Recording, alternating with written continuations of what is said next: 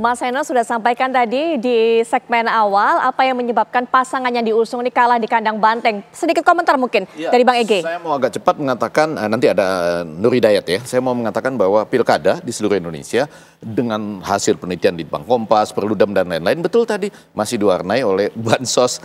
Orang tuh suka menerima dan uang ataupun pemberian barang sembako ini ya. Ini kegagalan dari revolusi mental kita, ya kan? Karena kalau enggak ini ya kita menyambut gembira tidak terjadi misalnya kekerasan, tapi dalam konteks bansos atau bentuk itu mereka mau menerima. Padahal kan harusnya satu klik aja di data Kementerian Sosial itu sudah harus keluar semua. Di mana diberikan, kapan, vendornya siapa gitu ya.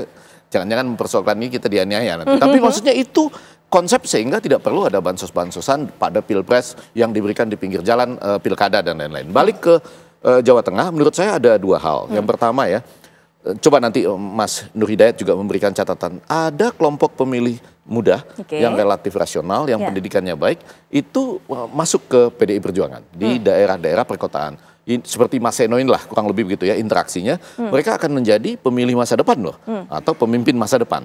Nah, pada bagian lain orang kurang melihat bahwa banyak juga ternyata lepas dari ini kan sebuah partai besar, mesin politik belum tentu jalan. Tapi di Jawa Tengah itu ada figur yang namanya Sudaryono bersama dengan tim jangkriknya yang sudah hampir 2 kali maju, disuruh mundur, disuruh maju lagi, disuruh mundur lagi, yang tahu semua posisi-posisi itu.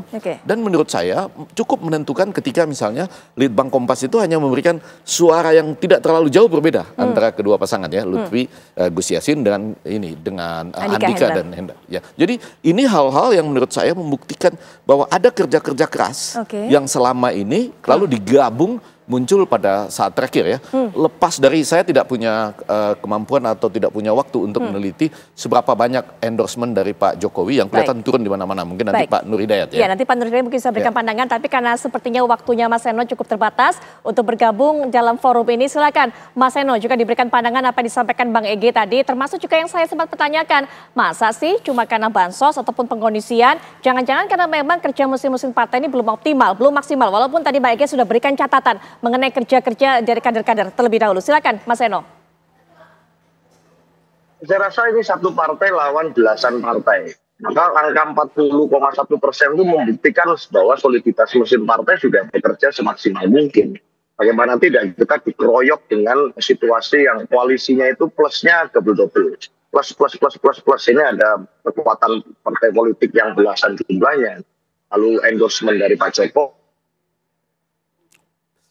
Endorsement itu juga tentu saja jangan-jangan berkorelasi dengan berbagai macam mobilisasi dari intervensi kekuasaan itu. Yang mana tentu saja ya kita melihat betul bahwa ini mengganggu pergerakan di lapangan. Oleh karena itu saya rasa majunya Pak Andika dan Pak Endi ini kan kita bisa membaca sebenarnya trennya dari survei. Ini sama dengan di Banten Mbak Putri. Di Banten itu surveinya 1 minggu, 2 minggu terakhir sebelum coblosan itu angkanya sangat tinggi, 60 sekian %. Lalu Pak Andika dan Mas Hendi juga 1 minggu terakhir angkanya juga sangat tinggi. Ini bahkan mengungguli Pak Lutfi dan Gus Yassin. Tetapi kan tiba-tiba ini berbeda jauh hasilnya dengan apa yang menjadi hasil quick count dari setidaknya berbagai lembaga survei yang kita lihat pasca pencoblosan. Ada anomali apa di sini? Artinya kan ada pergerakan yang sedemikian masif dan kita mencatat bahwa pergerakan yang masif ini variabelnya ini mayoritas bukan berasal dari partai politik, tapi dari kekuatan lain yang dimobilisasi oleh sumber-sumber yang non-konstitusional, sumber-sumber negara yang harusnya mengayomi semua. Nah ini kami sedang melacak. Ini sebenarnya bermuara pada apa? Bisa diperjelas, dan kami merasa muaranya bisa dipetakan. Iya, bisa diperjelas bukan partai politik. Kemudian siapa yang bergerak itu, yang mengkondisikan semuanya, yang bergerak secara menyeluruh? Yang muaranya pertama adalah dari ambisi kekuasaan. Maka saya tadi mengingatkan tentang bagaimana peristiwa peringatan darurat itu harus diingatkan ke publik. Bahwa berbagai wilayah di Indonesia, berbagai provinsi di Indonesia itu diupayakan untuk dikondisikan.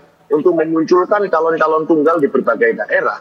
Yang itu calon itu adalah bagian yang dekat dengan Pak Jokowi misalnya. Nah dalam konteks itu saya rasa maka hasil dari pilkada ini menjadi tidak terlalu mengejutkan bagi cukup banyak masyarakat yang kritis untuk melihat bahwa pengondisiannya betul-betul terjadi. Nah ini nyambung dengan berbagai catatan yang kami temui selama pilkada berlangsung, betapa kemudian instrumen-instrumen negara itu digunakan dan berbagai macam intimidasi, mobilisasi terjadi di lapangan, sehingga pilkada ini menjadi kekurangan makna. Maka kami ya berharap betul bahwa akan ada upaya untuk mereparasi itu, tapi bagaimana caranya? Nah, ini yang sedang kita lakukan langkah-langkah untuk memastikan agar setiap suara rakyat terhitung dengan baik. Kita menghormati real count nanti dan apa yang diputuskan oleh KPU, tetapi secara proses, secara prosedur, ini banyak sekali situasi yang menjadi catatan kami PDI Perjuangan hari ini. Itu Mbak Putri. Baik, Mas Seno, terima kasih sudah bergabung, sudah memberikan informasi kepada kami. Menurut PDIP, apa yang membuat kemudian PDIP atau wakilnya ini tumbang di kandang mereka sendiri? Nanti kita akan bedah bersama juga dengan para narasumber lainnya. Tapi sayang sekali Mas Seno sepertinya harus meninggalkan perbincangan ini karena waktunya begitu terbatas untuk bisa mengikuti kegiatan lainnya. Sekali lagi terima kasih Mas Seno. Nah, kita juga sudah tergabung dengan Pak Nur Hidayat Sardini, selaku Ketua Departemen Politik Universitas Diponegoro, atau yang kita juga punya panggilan akrab Pak NHS. Selamat malam, Assalamualaikum warahmatullahi wabarakatuh, Pak NHS. Malam, waalaikumsalam warahmatullahi wabarakatuh. Sama Baik. senior kita, Baik, ya Pak NHS, apa sebenarnya yang terjadi? Anomali apa? Tadi juga sempat dipertanyakan oleh Mas Seno, anomali apa ketika kemudian suara dari Andika dan Hendrar Prihadi ini sempat pada survei-survei menjelang pencoblosan ini agak meningkat begitu, tapi ketika kemudian pencoblosan hasil dari hitung cepatnya terjadi perubahan yang luar biasa. Catatan dari PDIP sendiri, bagaimana kemudian Pak NHS melihatnya?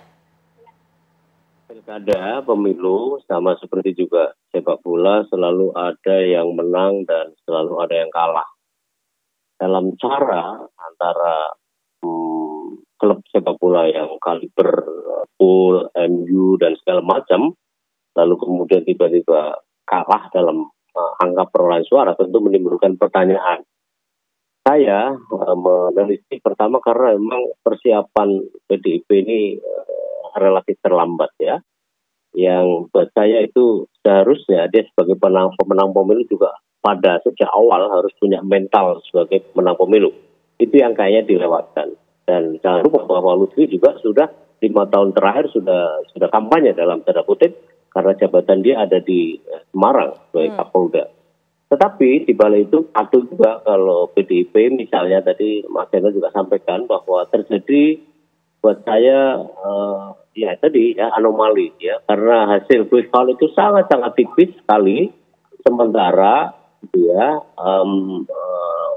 undecided voters juga masih tinggi 43, sekian kalau kita mengacu pada survei Litbang Kompas. Nah memang laporan-laporan kualitatif saya juga dapatkan dari teman-teman jaringan saya mantan-mantan penyelenggara pemilu memang ada sebagaimana tengarang pada bagian tertentu yang disampaikan oleh Mas Seno. Memang ya ada keterlibatan aparat ya, lalu kemudian ada ya istilah saya adalah carrot and stick ya. Carrot itu wortel, jadi iming-iming, lalu stick adalah intimidasi. Tapi ini semua kan baru kualitatif ya, harus dibuktikan. Saya konfirmasi kepada jajaran Bawaslu apakah mendengar, menyimak seperti ini. Mereka bilang tidak. Nggak ada apa-apa, nggak ada laporan. Menurut saya awal juga kecewa sekali dengan Bawaslu Jawa Tengah dan Bung Eki juga tahu bahwa saya adalah ketua Bawaslu RI pertama. Sehingga bisa menangkap gelagat yang ada di lapangan yang kemudian tidak terrefleksikan di dalam penanganan pelanggaran. Nah, itu juga aneh. Nah, tetapi memang kaliber ya, jadi gini, sejak tahun 99 PDIP itu selalu memenangkan perolehan suara di Jawa Tengah, pileg ya. Yeah. Pilpres hanya dikalahkan pada waktu Pak SBY tahun 2004 sampai 2009. Nah, tetapi di situ figur Pak SBY sangat kuat, gitu ya. Jadi artinya bahwa seseorang untuk bisa mengubah secara drastis terhadap orientasi pemilih itu memang diperlukan dalam istilah saya adalah the Big Bang. Tapi Big Bang ini dimulai dari atau berangkat dari dipicu oleh magnetika dari figur. Nah, figur yang saya lihat dengan angka elektabilitas 28, sekian, menurut saya kalau dari sisi hitung kalkulasi elektabilitas versus kekuasaan itu tambahnya memang aneh. Kalau tidak kemudian selisihnya itu tidak terlalu signifikan. Sedangkan ukuran yang pertama adalah ukuran survei tadi, itu kemudian hasilnya cukup lumayan di luar margin of error. Nah, saya kira kalau PDIP dan partai dan pendukungnya menyatakan keanehan itu tidak bisa disalahkan juga karena tidak ada the big bang yang memanetika ya figur ini. Karena figur ini buat saya Pak Lutfi biasa-biasa aja yang kemudian tidak cukup untuk meyakinkan. Tapi namanya pemilu kan hasil dari pendekatan. Nah, pendekatan kepada pemilih terutama itu yang tampaknya dilakukan oleh paslon pemenang ini, calon pemenang ini. Dan saya kira itu wajar saja ya. Oke, saya kira itu. Pak NHS, bicara mengenai tokoh, memang mungkin yang terlalu menonjol bukanlah tokoh yang berkontestasi, tapi bagaimana dengan tokoh yang memberikan endorse? Seperti Pak Jokowi mungkin ini menjadi faktor penting, faktor kunci yang membuat kemudian banyak sekali suara beralih kepada pasangan Lutfi dan juga Taj Yassin. Pak NHS? Ya, saya menduga ada kontribusi yang cukup signifikan dari Pak Jokowi di bagian-bagian tertentu. Dan Jawa Tengah memang tampaknya agak berbeda dengan DKI. Kalau endorser dari DKI itu kan banyak tuh, ada selain tokoh-tokoh termasuk juga Anies, ada Ahok. Tapi di Jawa Tengah yang paling endorser yang paling signifikan buat saya adalah Pak Jokowi. Tetapi sebenarnya di hasil riset yang oleh Kompas itu sebenarnya Pak Jokowi tidak terlalu signifikan untuk Jawa Tengah mengendorse gitu ya, tahu saya. Nah memang ada pertanyaan, tetapi buat saya magnetika orang baik terhadap Lutfi maupun terhadap Andika, buat saya nggak terlalu signifikan gitu ya. Artinya bukan luar biasa. Tidak sebanding dengan Pak SBY pada pemilu 2004, ya, yang itu betul-betul melakukan the big bang istilahnya. Nah itu saya kira magnetika itu tidak tampak. Saya kira perlu ada dibuka penjelasan lain mengapa seperti itu, dan tampaknya kita sedang PDIP tadi Mas Edo juga sudah sampaikan bahwa kemungkinan dia akan menginvestigasi hal-hal lainnya, dan saya berharap sebenarnya Bawaslu bisa masuk dalam soal ini karena dia punya seluruh perangkat yang diperlukan. Iya, mengenai dukungan dari Pak Jokowi, sepertinya Mbak Ege juga punya catatan. Atau jangan-jangan ini karena Bu Mega nggak ikut kampanye akbar dari masing-masing pasangan calon. Maksud saya dari pasangan calon yang ada di Jawa Tengah ini, jangan-jangan Bang Ege. Tapi nanti Bang Ege, kita akan jeda sejenak. Saat kami kembali juga kita sudah ada narasumber berikutnya. Bang Mardhani Alisera juga sepertinya sudah bergabung dengan kita. Assalamualaikum warahmatullahi wabarakatuh. Selamat malam Bang Mardhani. Salam warahmatullahi wabarakatuh, Prof. Ege, Mas Arbini, Putri, sehat selalu. Alhamdulillah sehat. Ini harusnya cagup saya buat DKI ini harusnya. Oke, baik. Nanti kita akan ngobrol lagi dengan para narasumber tentunya, tapi setelah jeda kami sudah kembali saat lagi.